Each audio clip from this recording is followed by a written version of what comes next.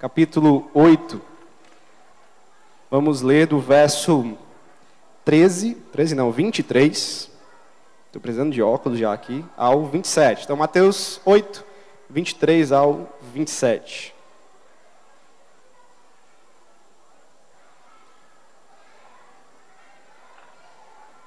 No barulho se acalmar aí, a gente começa a ler, mas vamos procurando aí, vamos abrir em Mateus 8, 23 ao 27.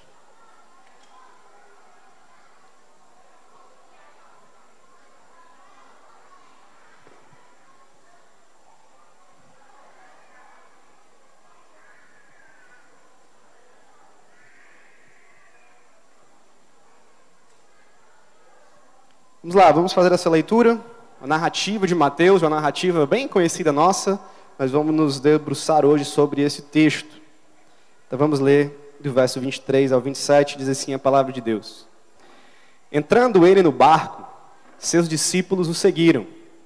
De repente, uma violenta tempestade abateu-se sobre o mar, de forma que as ondas inundavam o barco. Jesus, porém, dormia. Os discípulos foram acordá-lo, clamando: Senhor, salva-nos, vamos morrer. Então ele perguntou: por que vocês estão com tanto medo, homens de pequena fé? Então ele se levantou e repreendeu os ventos e o mar, e fez-se completa bonança. Os homens ficaram perplexos e perguntaram: quem é este que até os ventos e o mar lhe obedecem? Vamos orar agora pela mensagem. Senhor nosso Deus, nós cremos que o Senhor Jesus é a autoridade sobre nós, que a Tua palavra aqui o revela e, portanto, é a autoridade também sobre nós. Queremos pedir que o Teu Espírito possa falar por meio dela aos nossos corações, nos transformar aqui à imagem de Jesus, nos salvar aqui pelo Evangelho, nos edificar, Senhor, pela Tua palavra, Sua santa palavra, Tua própria palavra, Senhor. Então que nesse momento seja um momento também onde nós possamos Te adorar e exaltar o nome de Jesus por meio do ouvir a palavra, meditar na palavra e aqui acompanhar aquilo que o Senhor quer dizer a nós essa noite. O Senhor me use aqui apenas como um canal, Senhor, mas que seja a Tua própria palavra falando aos nossos corações. Oramos assim, no nome de Jesus. Amém. Amém. Então nós acabamos de ler uma história de discípulos em tempestades. Há uma narrativa aqui, que daqui a pouco nós vamos trabalhar nela, que foca nos discípulos, ou melhor, no mestre, dentro de um barco, passando por um momento de tempestade, onde as ondas aqui estão cobrindo o barco, balançando o barco de um lado para o outro. E nós temos aqui lições importantes sobre discipulado. Discipulado na tempestade, seria isso que nós vamos falar hoje à noite aqui. Eu quero que você olhe para esse texto, nós vamos olhar juntos, por dois pontos de vista diferentes. Imagine como se fosse uma espécie de série, onde em um episódio nós vemos o mesmo evento por um olhar de um grupo, no outro episódio nós temos a mesma narrativa agora pelo ponto de vista de outro grupo. Nós vamos fazer a mesma coisa aqui. Vamos olhar primeiro pelo ponto de vista dos discípulos sobre Jesus. Depois vamos voltar para a mesma narrativa, olhando do ponto de vista de Jesus sobre os discípulos. Percebendo aqui as nuances desses olhares diferentes, essas perspectivas diferentes. Se você perceber, nós temos duas perguntas dentro desse texto de Mateus, dentro dessa história, que são exatamente as perguntas dessas perspectivas. Os discípulos fazem uma pergunta sobre Jesus, depois Jesus faz uma pergunta sobre os discípulos. Essa é a ordem que a gente vai ver aqui. Mas no texto a ordem é inversa. Então nós vamos ter aqui esses dois pontos de vista, essas duas perspectivas, e queremos aprender hoje sobre discipulado, sobre ser um discípulo de Jesus, sobre quem é o nosso mestre e qual é o nosso papel de seguidor dele.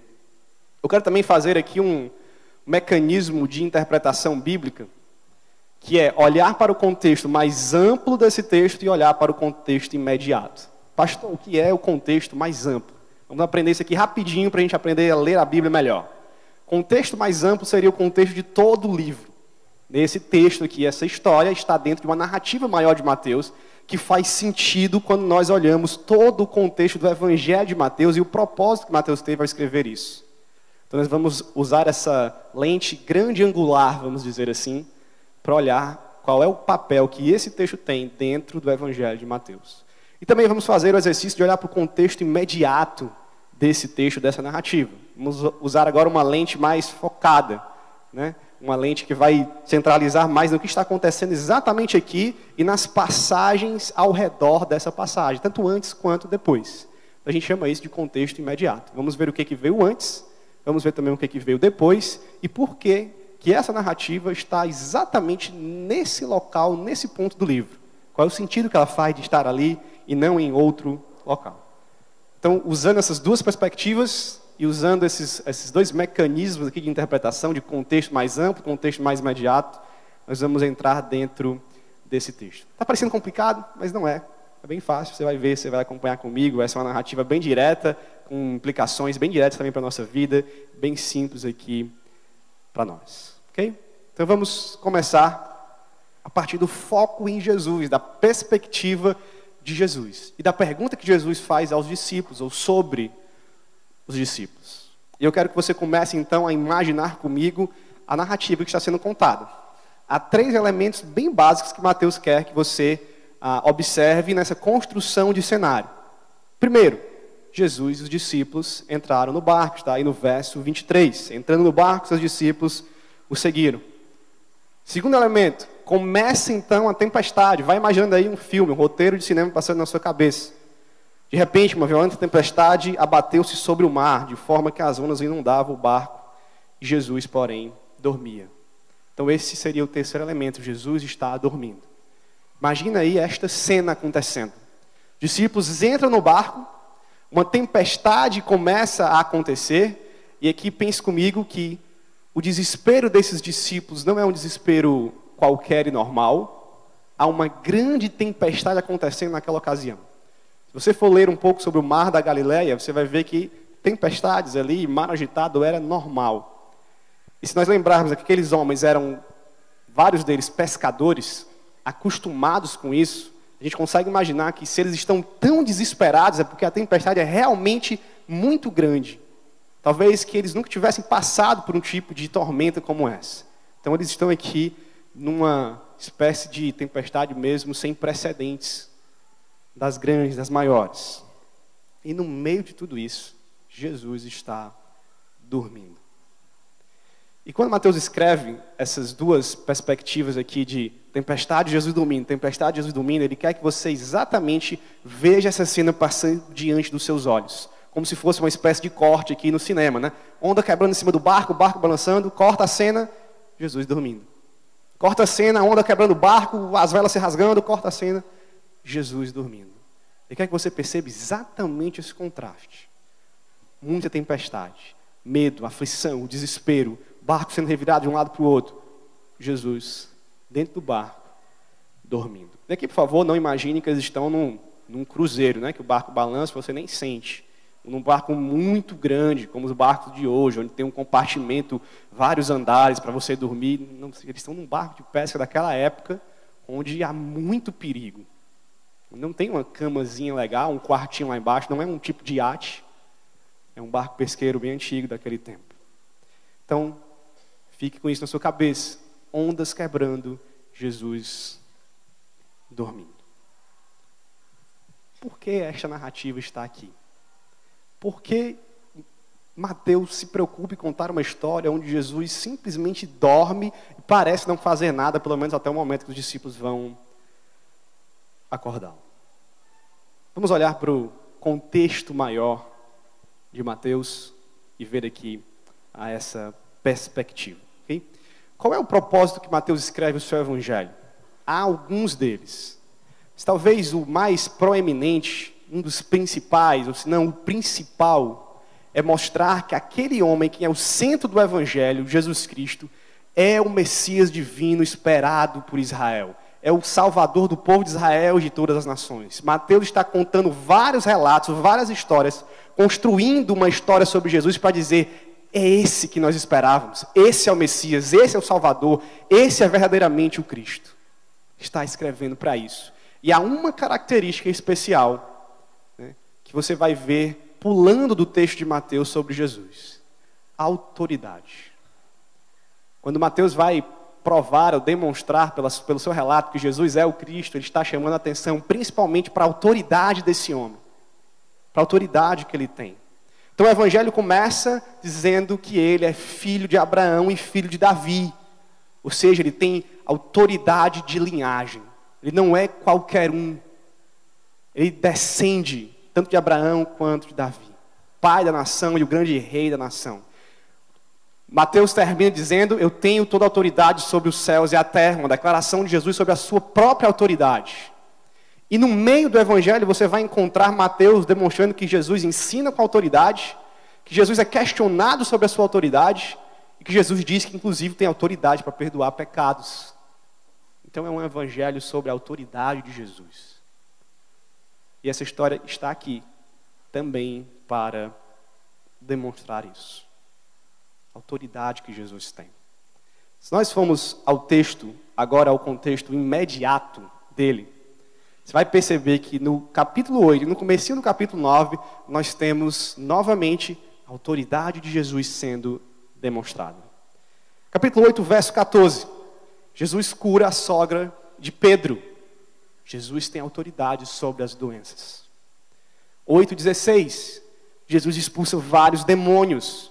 Jesus tem autoridade sobre os demônios, sobre o reino espiritual. 8:28, Jesus expulsa mais demônios, demônios daqueles 2 gadarenos. Inclusive os demônios se submetem logo de cara a Jesus. Jesus tem autoridade sobre o mundo espiritual e sobre os demônios. Capítulo 9, verso 1, Jesus de novo cura um paralítico. Jesus tem autoridade sobre as doenças. Para olhos mais destreinados, a gente não consegue perceber esse padrão aqui, mas nós temos aqui um quiasmo, que era uma técnica de escrita bem comum daquele tempo, tanto para poesia quanto para narrativa. O que é um quiasmo? Nós temos uma afirmação A, afirmação B, se repete a afirmação B, se repete a afirmação A. Okay? Então nós temos aqui, Jesus tem autoridade sobre as doenças, Jesus tem autoridade sobre os demônios, Jesus tem autoridade sobre os demônios, Jesus tem autoridade sobre as doenças.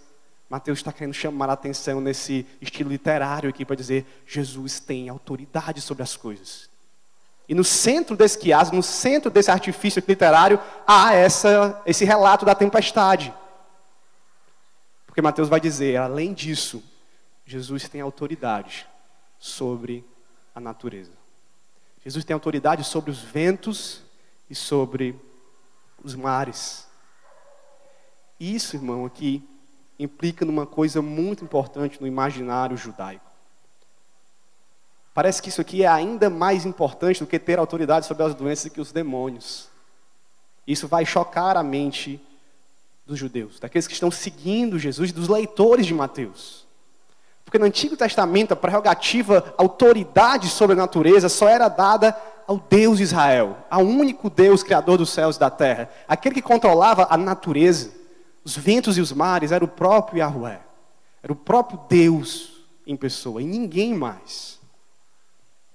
Vamos ver alguns salmos, e você vai perceber isso. Esses salmos estavam aqui na mente dos judeus. E você vai ver a semelhança que eles têm com esse texto. Salmo 65:7. Texto aqui falando sobre Deus de Israel. Tu acalmas os rugidos dos mares, o ruído das suas ondas e os tumultos dos povos. Salmo 89:9. Dominas a fúria do mar. Quando as suas ondas se levantam, tu as acalma. Salmo 107, 28 e 29 diz, então na sua angústia clamaram ao Senhor, e Ele os livrou das suas tribulações, fez cessar a tormenta, e as ondas se acalmaram. Então essa linguagem aqui de acalmar os mares, as tempestades, já era usada para o próprio Deus. Já era algo que quando aqueles homens vissem aquilo, ou lessem aquilo, eles pensariam, tem algo aqui a mais nesse homem. Não se trata só de curar demônios ou doenças. Alguns discípulos e apóstolos até fizeram isso. Mas essa prerrogativa aqui, de controlar céus e a terra, de ter autoridade sobre os céus e a terra, isso pertence somente a Deus. E Mateus está dizendo, isso pertence a Jesus Cristo. Ele está chamando a nossa atenção para que o sono de Jesus não é um sono de preguiça, não é um sono como se alguém estivesse tão cansado que nem a tempestade conseguiu acordar. Não é um sono de displicência. Os outros vão morrer, deixa eles morrerem. É um sono de quem tem controle sobre a situação. É um sono de quem sabe o que vai acontecer, que confia na providência de Deus e dele mesmo, e que sabe do seu poder sobre todas as coisas. Não é um sono qualquer. E é um sono também que quer ensinar os seus discípulos, que quer ensinar sobre discipulado no meio dessa tempestade. Então aqui Mateus está sendo bem claro. Olha, gente, eu já falei que ele tem autoridade sobre demônios, doença, eu já falei de outros termos de autoridade dele, mas foque aqui agora nesse barco. Ele tem autoridade sobre a natureza. E se ele tem autoridade sobre a natureza, ele é o próprio Deus, o Messias enviado, o Salvador do povo. Mateus está querendo que os seus leitores leiam essa história e creiam. Creiam que Jesus pode salvar pecados. Creiam que ele é o Messias. Creiam que ele é o Deus encarnado. Creiam que ele é o nome que tem toda a autoridade sobre os céus e a terra. Nós, quando lemos, temos que estar conectados a esse mesmo propósito de Mateus. Esse é o momento que nós paramos diante da Bíblia, lendo uma história que parece muito comum como essa, e dizemos: o Senhor é Salvador realmente. O Senhor é o nosso mestre divino. O Senhor perdoa pecados. O Senhor tem autoridade que ninguém tem.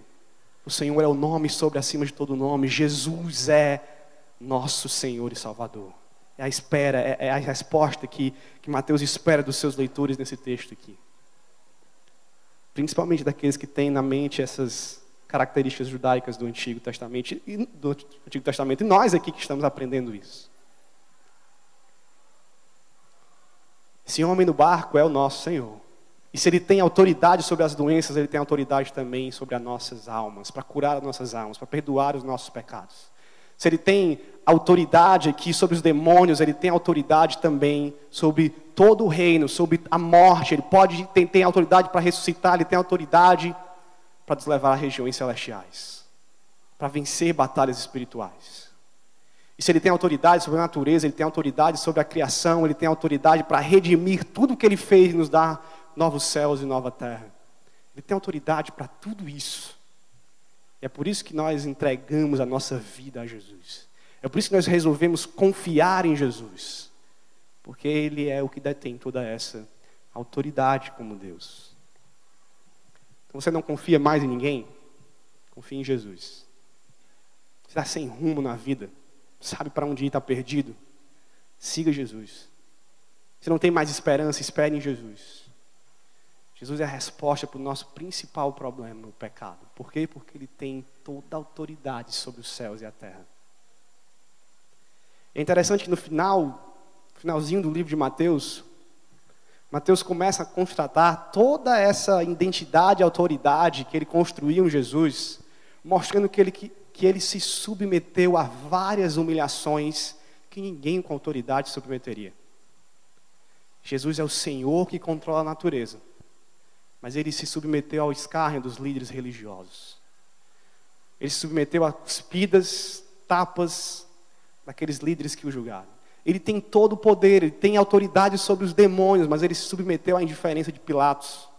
Ele tem todo o poder, ele tem autoridade sobre as doenças, sobre o mar, sobre o céu, sobre qualquer coisa, mas ele submeteu-se à dor e à humilhação da cruz.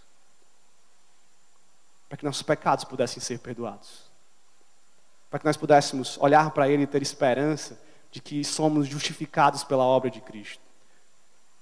Temos esperança no Evangelho de Jesus, de alguém que tem toda a autoridade, mas se submeteu a tudo isso.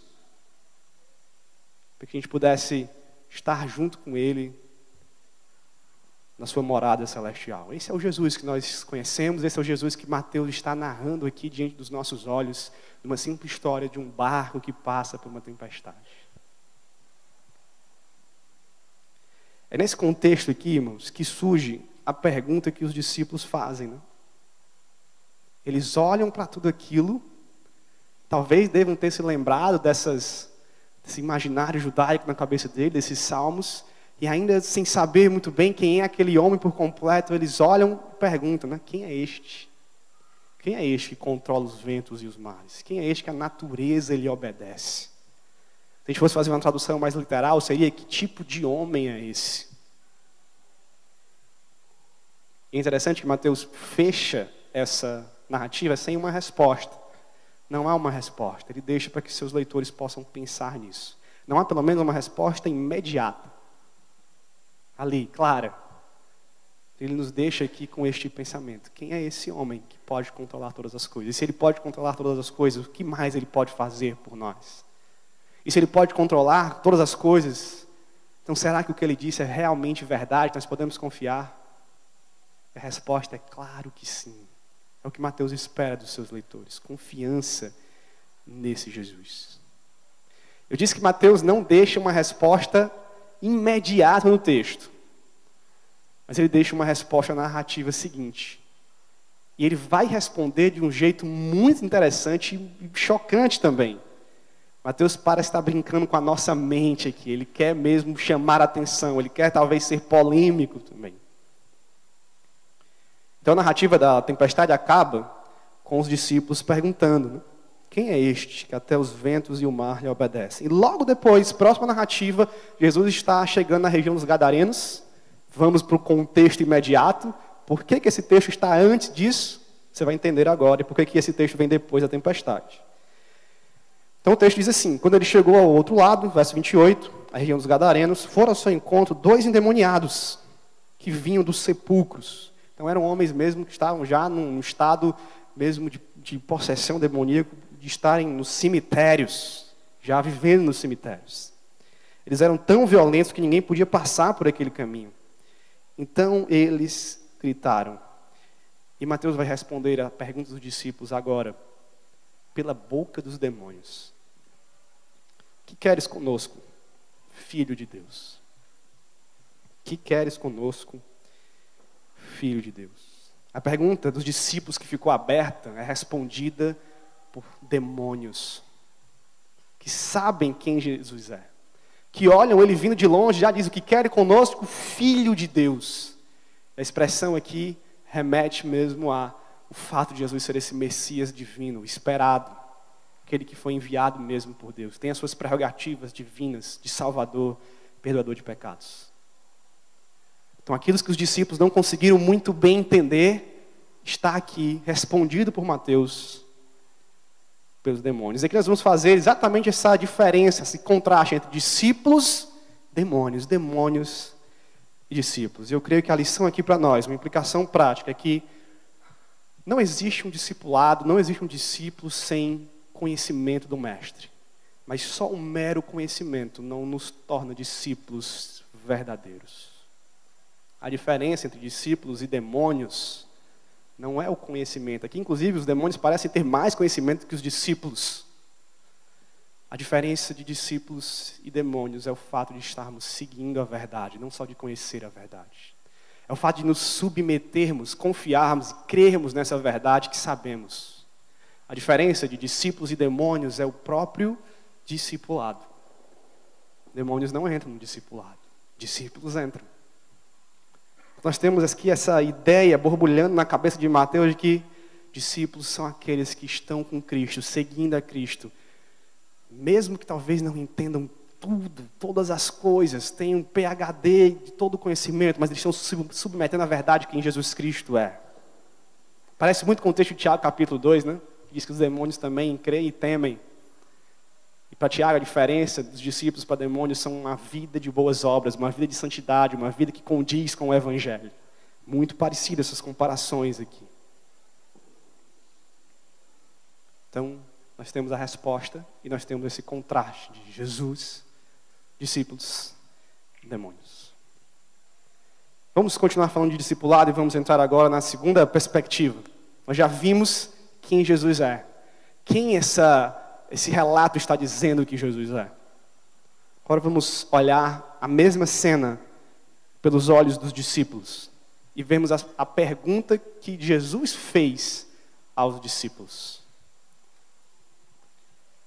Vamos novamente relembrar aqui os elementos da história. Estão comigo, né? Volta aí. Jesus e os discípulos entram no barco. Mesma coisa. Eles estão juntos ali. E nesse mesmo barco passarão pela mesma tempestade. Começa então a tempestade. Ondas cobrindo o barco. Jesus dormindo. Ondas cobrindo o barco. Jesus dormindo. Lembrem do fato, não é uma tempestade qualquer, aqueles discípulos são pescadores, ali tempestades são normais. Então se eles estão muito desesperados é porque é algo fora do comum, é algo maior do que eles já passaram, do que eles já enfrentaram, eles estão realmente com medo, desesperados. Então, pelos olhos deles agora, nós vemos eles clamando a Jesus: Senhor, salva-nos, vamos morrer. Salva-nos, Senhor, porque vamos morrer. E aí Jesus acorda. Mateus não tem muita preocupação em como é que ele acordou, como é que foi isso, mas já tem uma pergunta logo de cara que Jesus se dirige aos discípulos. Nós vamos focar aqui então. Por que vocês estão com tanto medo, homens de pequena fé? Por que estão com tanto medo, homens de pequena fé? Se nós entendermos isso aqui, nós vamos entender as lições do discipulado dentro desse barco durante essa tempestade.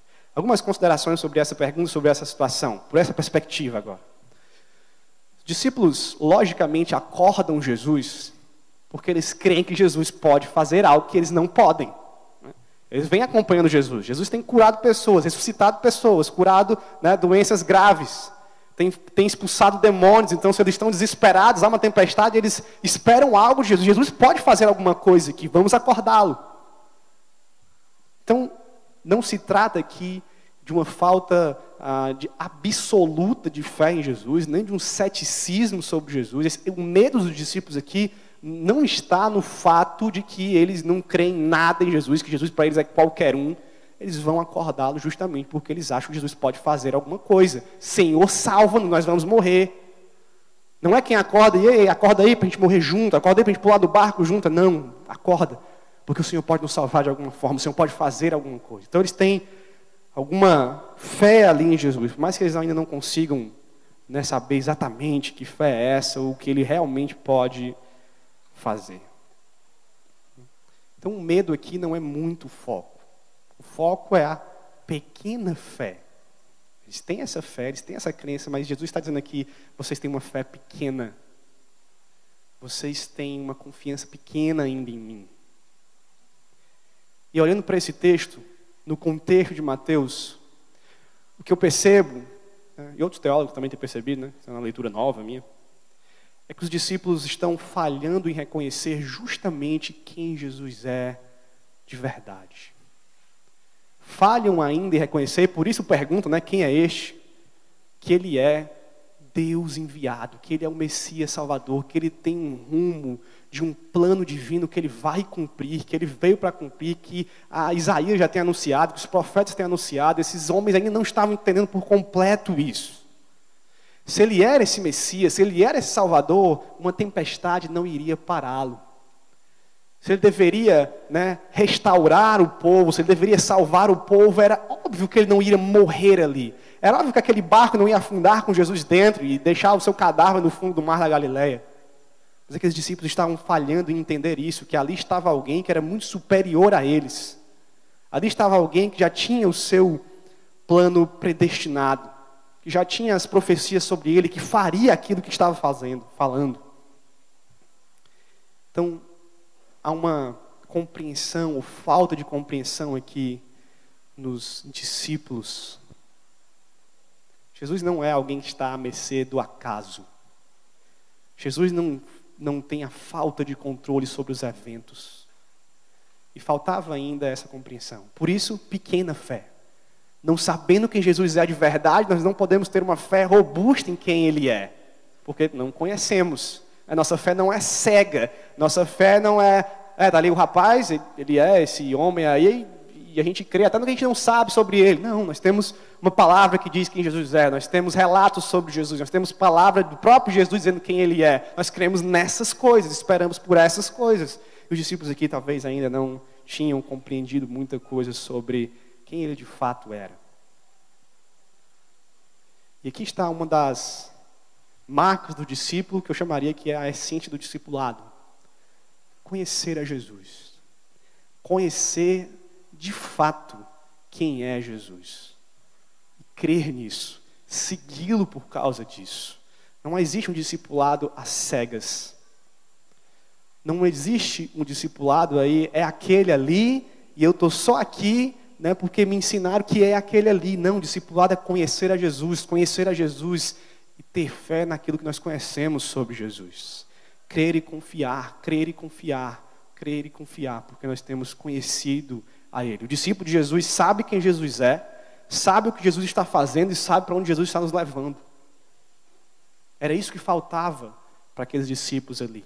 Por isso a pequena fé ainda e o grande medo e o grande desespero. Não sabiam ainda por completo quem Jesus era, não sabiam ainda por completo o que Jesus estava fazendo, não sabiam por completo ainda aonde Jesus estava levando eles. Então o discipulado precisa disso. O discipulado é um passo a passo na certeza, não na falta de conhecimento. É uma caminhada na esperança, é a luta daqueles que já venceram em Cristo, porque conhecem a Jesus, sabem o que Jesus fez, sabem onde Jesus está nos levando. Então o discipulado tem essa base profunda na pessoa de Jesus. Isso tem uma implicação enorme aqui para as nossas vidas. Jesus é o Salvador divino, Ele está se preparando aqui para a obra de salvação, portanto aquela tempestade não pode parar, as tempestades não podem parar Jesus. Já há um plano de salvação completamente escrito, a ponto da Bíblia falar em termos do futuro como se fosse o presente, como se já tivesse acontecido, porque é certo que vai acontecer. Então o discipulado é essa caminhada numa estrada que já está construída, num caminho que já está pavimentado, com pegadas que já foram feitas por Jesus Cristo. E nós estamos caminhando em cima delas. Então o convite ao discipulado é esse convite aqui maravilhoso, irmãos. Que Jesus já fez muito por nós, mas não só muito, Ele já fez tudo e nós estamos caminhando por onde Ele caminhou e vamos aonde Ele também vai. Amém? Aqui eu queria trazer uma outra implicação sobre isso. Sobre o fato de aqueles discípulos estarem seguros porque eles estão no mesmo rumo que Jesus está. Porque eles estão juntos com Jesus aonde Jesus está os levando, para onde a história está sendo conduzida por Jesus. Então preste atenção aqui.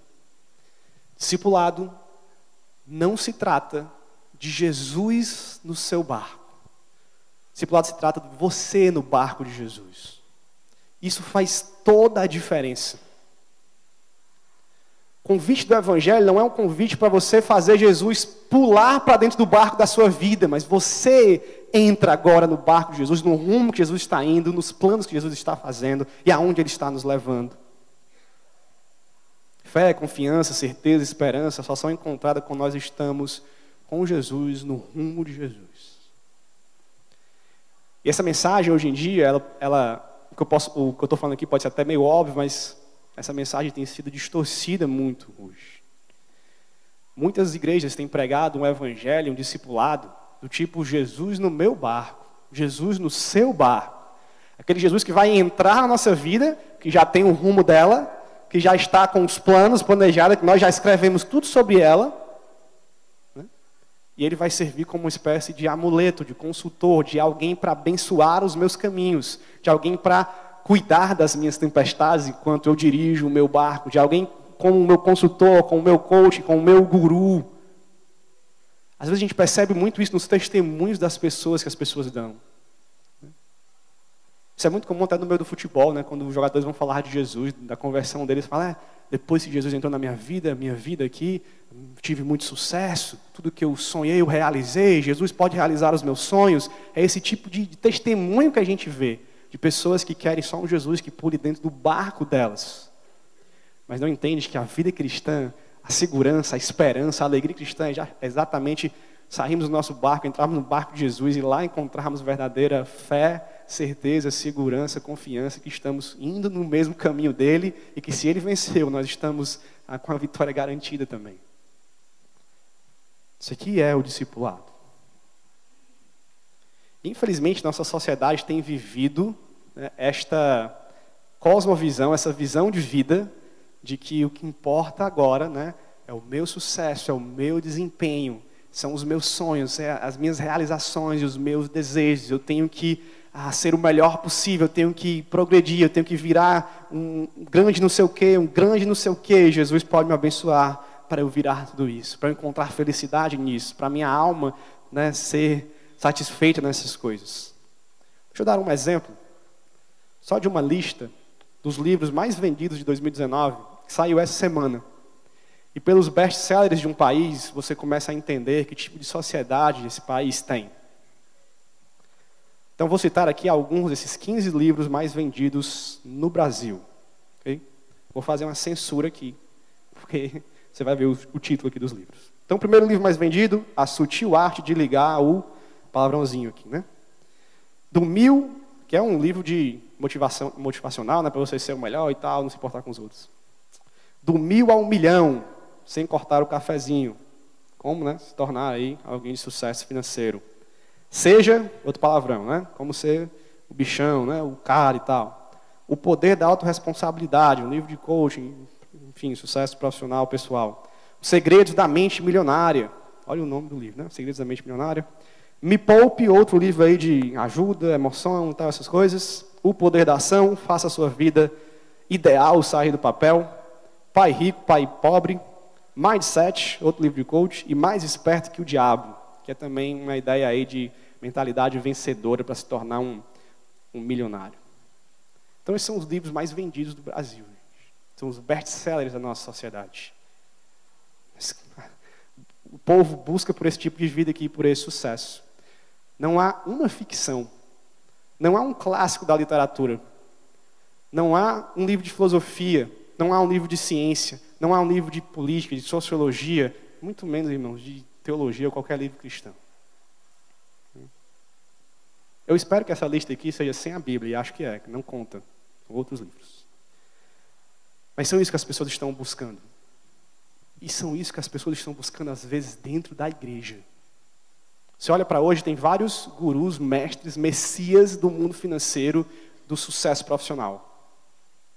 E a gente cristianiza isso, não a gente aqui, né, mas as pessoas, para dizer, Jesus é esse nosso mestre do sucesso profissional. Porque eu quero ele no meu barco. Porque no meu barco ele vai acalmar as minhas tempestades. Vai deixar o mar aí bem lisinho para eu remar e alcançar tudo que eu sonho. Não é esse tipo de discipulado que a Bíblia tem nos chamado para viver. Nós aprendemos isso com esse relato de Mateus. Quando as pessoas estão buscando isso, elas vão adoecendo a alma. Há uma expectativa, realidade, né? Você está todo o tempo com a expectativa, vou prosperar, vou enriquecer, vou ser um empreendedor de sucesso, vou equilibrar minhas emoções, vou agora ser um grande não sei o quê. E a realidade da vida é, muitas vezes, fracasso, não chegar lá, não ser o que você sonha, não dar certo. E quando as promessas são muitas, e quando a sua vida está focada nisso, quando até a sua fé em Jesus está focada nisso, a alma adoece, as emoções se desequilibram. Nós temos transtornos de déficit de atenção, hiperatividade, síndrome de burnout, depressão e outras coisas sendo causadas por essa mentalidade aqui. E a igreja deveria estar oferecendo exatamente a solução, o evangelho simples de Jesus.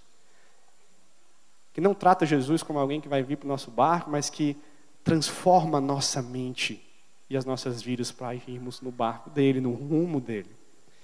Discipulado não é Jesus andando aqui do meu lado para ser esse ajudador da minha própria vida, dos meus próprios sonhos. Discipulado é o que Paulo falou em Gálatas 2:20. Já não vivo mais eu, Cristo vive em mim.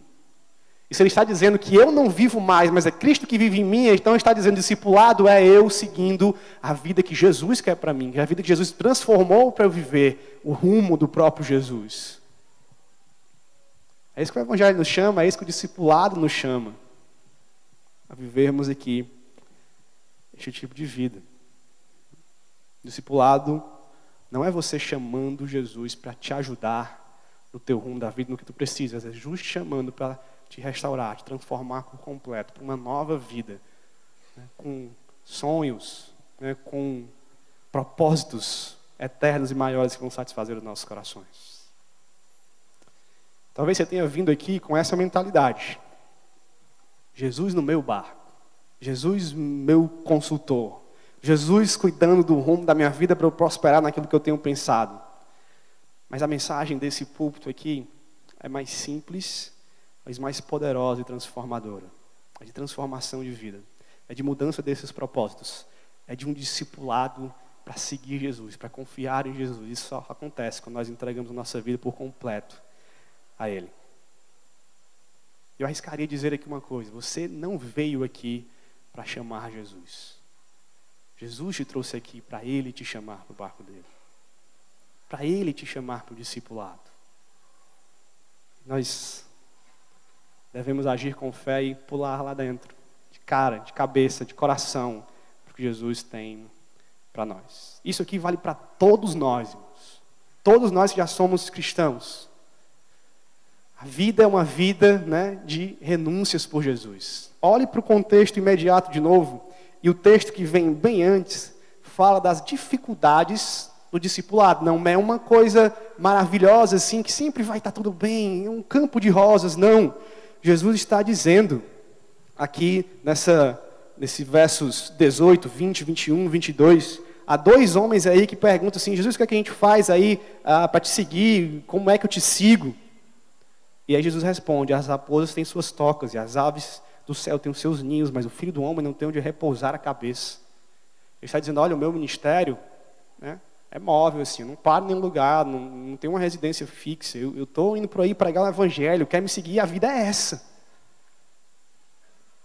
Não que a gente tenha essa mesma vida agora igual, né, mas a vida é feita de renúncias, a vida é feita de seguir a Jesus por onde Ele está indo, não por onde eu estou indo. Ele vai dizer a outro também, né? Outro discípulo disse: Senhor, deixa que eu primeiro vá sepultar meu pai. Jesus disse: siga-me, deixe que os mortos sepultem seus próprios mortos. Às vezes, né, discipulado é não perder tempo com algumas coisas que já estão resolvidas. É abrir mão das coisas por Jesus. Então, a gente está chamando a esse tipo de discipulado aqui. É esse tipo de vida que, à medida que vai progredindo na vida cristã, amadurecendo, à medida que vamos passando por tempestades, vamos nos desgarrando das coisas que não estão no rumo de Jesus, que não fazem parte da visão de Jesus, que não fazem parte da vontade de Jesus, para que não viva mais eu, mas Ele viva em mim. Muitos púlpitos têm pregado a mensagem de autoafirmação, quando o evangelho é autonegação. E a afirmação de Jesus Cristo sobre nós. Por quê? Porque eu não tenho autoridade, Ele tem. Nós não temos autoridade, Ele tem. Quando eu leio esses livros aqui, o nome desses livros, não é porque eu não vou perder tempo lendo esses livros, mas quando eu leio o nome desses livros, eu estou dizendo: olha aqui, livros querendo me dar autoridade sobre todas as coisas. Livros querendo me dar autoridade sobre o mercado financeiro. Livro querendo me dar autoridade sobre o meu próprio destino, sobre a vida das outras pessoas. Mas eu não tenho, você não tem, só Jesus tem. Ele é autoridade sobre as doenças, Ele é autoridade sobre os demônios, Ele é autoridade sobre a natureza, sobre os céus e a terra. É por isso que o discipulado é crer nele, seguir Ele, ir para onde Ele está indo, saber onde Ele está nos levando. Vida cristã é essa submissão à autoridade de Jesus. Nós somos discípulos em tempestades. Nós somos discípulos nas tempestades dentro do barco de Jesus e não do nosso. Então, discipulado, irmãos, é isso aqui. Não tem nada bicho de sete cabeças. Não é algo complicado de entender. Às vezes é difícil de viver. Às vezes cobra preços. Mas tem um rumo específico já traçado. Tem uma vitória já garantida. Tem algo muito melhor do que você é capaz de pensar e imaginar. Tem algo que vai satisfazer o teu coração muito mais do que você planeja que satisfaça o teu coração. Discipulado é entender quem Jesus é, aquele que controla todas as coisas, se submeter a Ele, entregar a vida a Ele, estar no barco com Ele, glorificá-lo, exaltá-lo, viver para isso, Ele sendo o centro aqui das nossas vidas. Assim que nós vivemos um discipulado para a glória de Deus. Amém? Então, espero que essa mensagem e esse relato de Mateus aqui chame a sua atenção para isso. Jesus é o nosso Salvador. Jesus tem autoridade para perdoar pecados. Jesus nos chamou para o discipulado. Jesus é o maior nome entre todos os nomes. Jesus é o nosso Rei exaltado. Jesus é aquele por quem nós vivemos, morremos e existiremos na eternidade. Vamos orar. Senhor, queremos louvar o Teu nome, queremos engrandecer o Teu nome por aquilo que acabamos de ler, Senhor. Te adoramos aqui porque o Senhor é a grande autoridade do universo. Te exaltamos aqui, cantamos aqui, pregamos o Teu nome, anunciamos as Tuas palavras, Senhor, anunciamos as Tuas obras, porque o Senhor é o Deus Salvador, o Messias enviado, aquele que tem perdoado os pecados daqueles que creem em Ti, Senhor.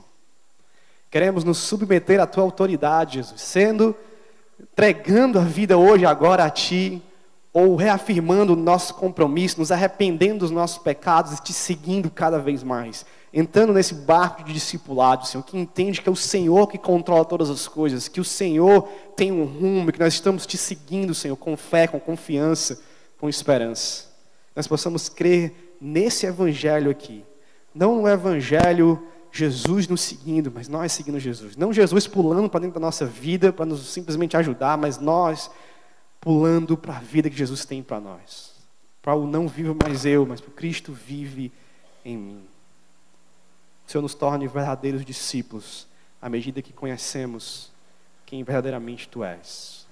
Nos revela aqui, Senhor, cada vez mais sobre a Tua pessoa. Nos revela aqui cada vez mais sobre a Tua obra, sobre o Teu Evangelho, sobre as Tuas palavras. Queremos Te conhecer mais e mais, amar mais e mais, seguir mais e mais, obedecer mais e mais, adorar mais e mais a Jesus Cristo.